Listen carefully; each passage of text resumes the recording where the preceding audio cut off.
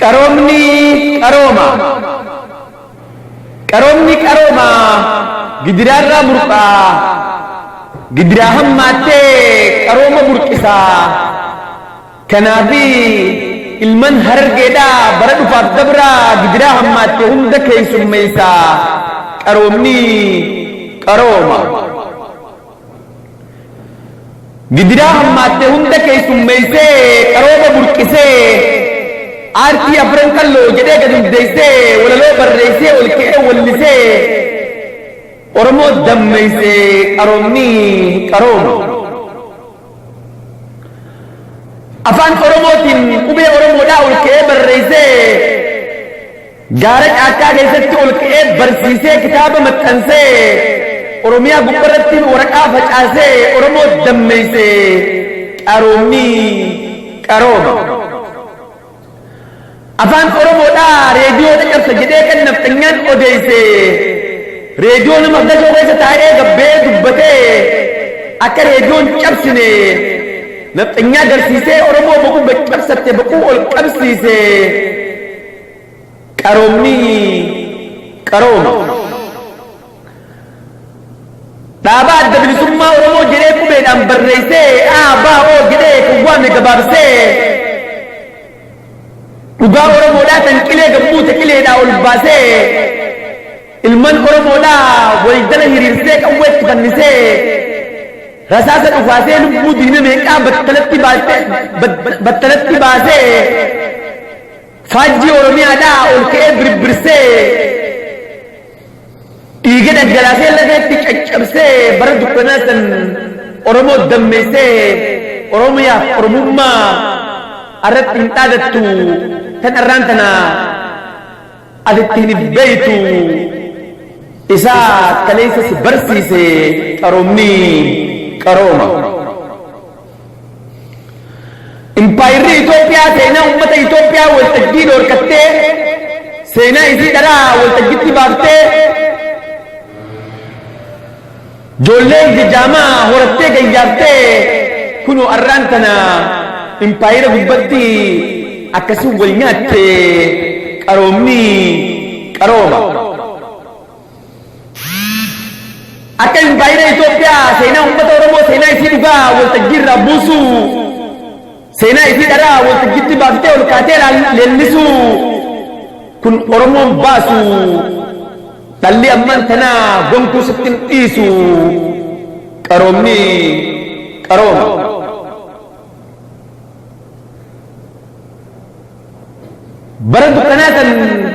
Bara dukkanaa san aartii Oromoodhaa ol kaatee dagattee aartii alagaadhaa ol kaatee leelliftee waltajjii alagaa ol kaatee oomiftee Oromoo baquu gaccabsite qaroomni qarooma. Sirna dhufaaf dabraa dursitee makamtee waardiyaa alagaa ol kaatee dhaabbattee Oromoo ajjeesuuf Oromiyaa saamuuf Oromoo moosisuuf bara dhufaaf dabraa olii gadi kaate qaroomni qarooma. Sabboona Oromoo fakkaattee gaafa darbiin cabu qabsoo Oromoodhaa ol kaatee makamtee qabsoo Oromoodhaa bikka lama baaftee Oromiyaa burjaajeessitee dhamaaftee lubbuu goota meeqaa battalatti baaftee Oromoo kursii gubbarraa kaaftee wayyaanee kursii gubbarra teessiftee waraana Oromoodhaa kararraa meessitee waraana wayyaanee Oromiyaa godina hundarraa lafa qabsiisiiftee Oromoo moosiftee baasaa boora biyya alaatti Oromiyaa gurgurattee qaroomni qarooma. Kunoo arraan tana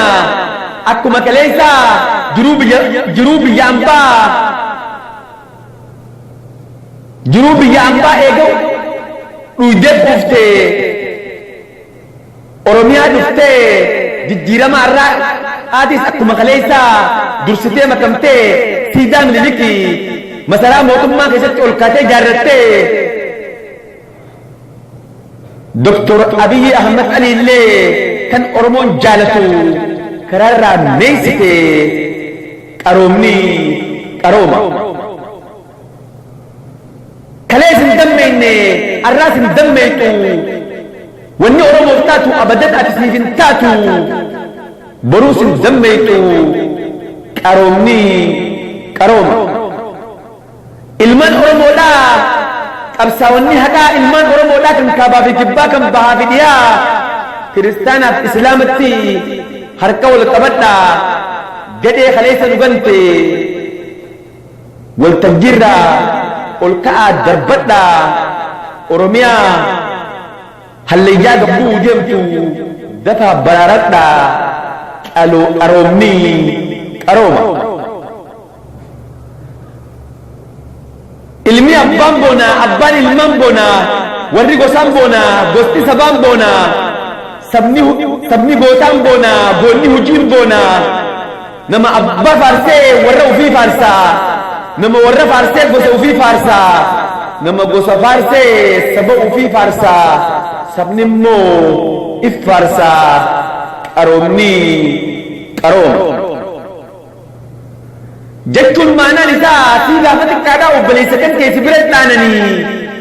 gaafa guddattellee obboleessa kan keessi biratti jeesanii si gaafa xiqqaadhaa bar barbaadda beeysaa kanaafi waltajjii biratti goota oromoon qaceelloo jaalatu goota oromoon seenaa isaatiif ol ka'ee dhaadatu sooressa jaarraa abbaa gadaa jechuun isaa wallaaltee namticha jaarraa jedhamu afaan guutuun jette kanaafi afaan kan keetilleen goota oromoo waltajjii biratti akkasii arrabsaa si kaleessa barbaadda beeysaa kanaaf alagaan eega guddattellee obboleessa kan kee sibiratti ol kee sibiratti jeesaa qaroomni qarooma jechuun maanaan isaa si galeedha ilma akka qabu harkattee odeeyse abbaa abaluu jaanii suwaamanii bu'aa abbaa keetii bu'aa ilma keetii caayaa itti teeyse si galeedha abbaa akka qaburraa harkantee odeeyse ilma abaluu jaanii suwaamanii bu'aa ilma keetii caayaa itti teeyse qaroomni qarooma walaloon dheeratte sirraa hin gabaabsaa walaloo xiyyeetana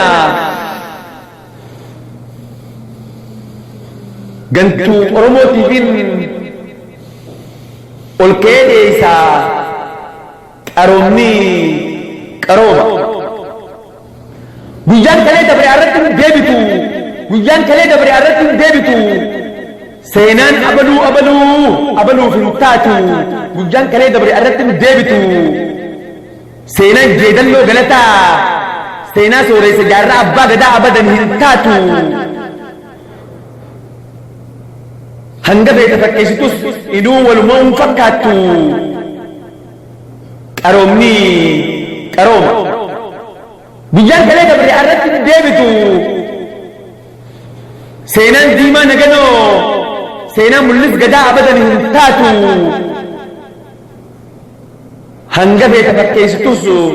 walumaa hin fakkaattu qaroomni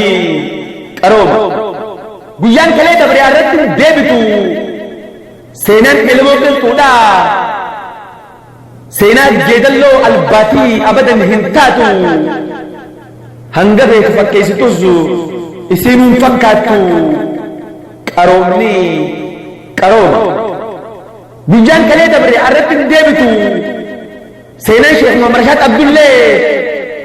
abaluutiif abadan hin taatu guyyaan kalee dabre irratti hin deebitu seenaan sheekh Baqrii Saphaloo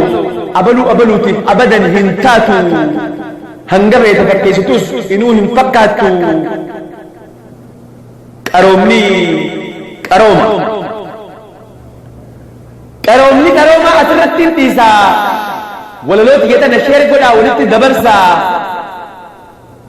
yooniin dogoggorees of koltaa jechaa lammii too oromoo asiin na gaggeessaa barreessee dubbisee kan isiniif dhiyeesse barreessaa kitaaba bilisummaa waliigalaatiif guddina waliigalaa Iskandar Alii Hursooti gantuu sabaatiif dhaamsi xiyyeehuun haa ga'u jechaa nagayaan na jiraadhaa horaa bulaa waan dhaggeeffataniif.